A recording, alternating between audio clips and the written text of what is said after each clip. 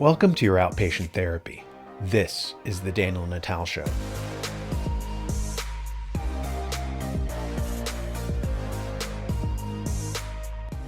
Recently, the White House came under fire when America officially entered a recession, and to stave off the political consequences of economic mismanagement, the regime changed the definition of recession. This totalitarian habit of engaging in language manipulation is a staple of the political left, with memes coming out about how they've changed the definition of vaccine, the definition of woman, the definition of recession, etc. In the 1700s, French diplomat Talleyrand said, "An important art of politicians is to find new names for institutions under which old names have become odious to the public." This is, of course, why in the 1990s, liberals rebranded as progressives. It's why the New World Order rebranded as the Fourth Industrial Revolution, then the Great Reset, then Build Back Better, and now their new term, Trivergence. Another name that became odious to the public was propaganda, which is why around 1920, Edward Bernays rebranded it as public relations. Nevertheless, he had the good taste to publish an early book under its real name, Propaganda. I was just reading it, and an interesting thing jumped out at me. When Bernays was praising women's groups for using propaganda to effect social change, all the names of the women he mentioned were married to the financial oligarchs of the time. Like in this excerpt, pay special attention to the name Frank Vanderlip. Listen here. Chapter 7. Women's Activities and Propaganda. Women in contemporary America have achieved a legal equality with men. This does not mean that their activities are identical with those of men. Women in the mass still have special interests and activities in addition to their economic pursuits and vocational interests. Women's most obvious influence is exerted when they are organized and armed with the weapon of propaganda. If the suffrage campaign did nothing more, it showed the possibilities of propaganda to achieve certain ends. This propaganda today is being utilized by women to achieve their programs in Washington and in the States.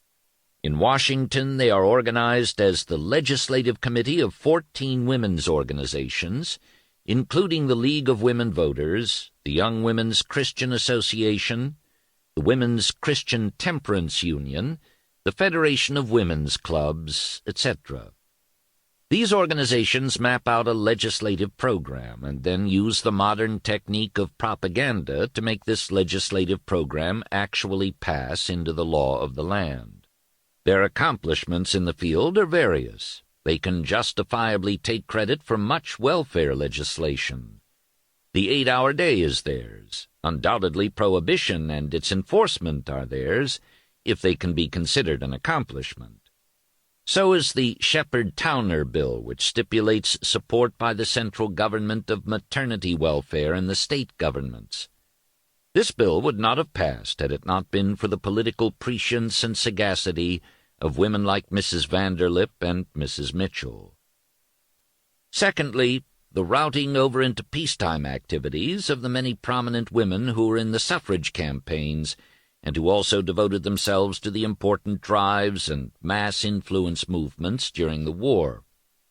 Such women as Mrs. Frank Vanderlip, Alice Ames Winter, Mrs. Henry Moskowitz, Mrs. Florence Kelly, Mrs. John Blair, Mrs. O.H.P. Belmont, Doris Stevens, Alice Paul come to mind. Mrs. Frank Vanderlip was mentioned twice in that excerpt. So, who's her husband, Frank Vanderlip? According to Nomi Prinz's book, All the President's Bankers, Frank Vanderlip, vice president, then president of National City Bank, 1909 to 1919, assistant secretary of the Treasury under McKinley, worked with Nelson Aldrich on Aldrich Plan, early friend of Wilson, later distant. She adds, attendees at the Jekyll Island meeting in 1910, where the Aldrich Plan, Federal Reserve Corps, was created. Nelson Aldrich, Rhode Island senator, allied with J.P. Morgan, the Rockefellers, and President Taft. Abraham Piet Andrew, Assistant Secretary of the Treasury. Henry Davison, secret partner at J.P. Morgan. Benjamin Strong, head of J.P. Morgan Bankers Trust Company, later served as the first head of the New York Fed. Frank Vanderlip, noted earlier in Bankers. So the Mrs. Frank Vanderlip that Edward Bernays praises as a change agent was little more than a cat's paw for her husband. In fact, all the women that he mentioned were. Consider another name that he cited glowingly, Mrs. O.H.P. Belmont. Of Mrs. O.H.P. Belmont's husband, Wikipedia says, Belmont was born on November 12, 1858 in New York City, New York. Oliver's father was August Belmont, a Hessian Jew who came to the United States in 1837 as an agent for the Rothschilds, and accumulated enormous personal wealth. The oldest race in the Triple Crown, the Belmont Stakes, is named for August. So the Belmonts came over to America as agents of the Rothschild banking cartel. How about another name that Bernays mentions, Mrs. John Blair? Of her husband, Wikipedia says that he was an advisor to President Franklin D. Roosevelt and to Treasury Secretary Henry Morgenthau Jr. Several letters and notes exist in company archives, including a letter from Franklin D. Roosevelt, a few from Henry Morgenthau Jr., and others from Charles Merrill of Merrill and Lynch, Supreme Court Justice Robert H. Jackson, one of Blair's very close friends, and others to support his entry. Well, you get the drift. Social change wasn't happening organically. It was being ushered in by the financial class. The very same people who hijacked our economic system were trying to manipulate our social system. Even Bernays himself was guilty of this. Note the dedication to his book. Propaganda by Edward Bernays.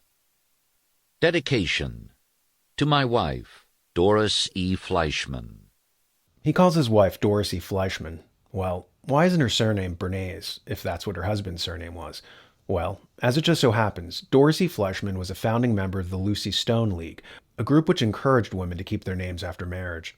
She was the first married woman to be issued a United States passport in her maiden name, Doris Fleischman, in 1925. Well, you get the point. The social changes that were happening in America were not organic, and they were not coming from the grassroots. These were oligarch social changes, just like what we're watching unfold now. Straight from the New American Magazine, the essential news source for freedom-loving Americans, we bring you Beyond the Cover, where influential contributors to the magazine's print edition join host Gary Benoit to discuss their articles, often offering important insights not found in the articles themselves. Head to thenewamerican.com to learn more.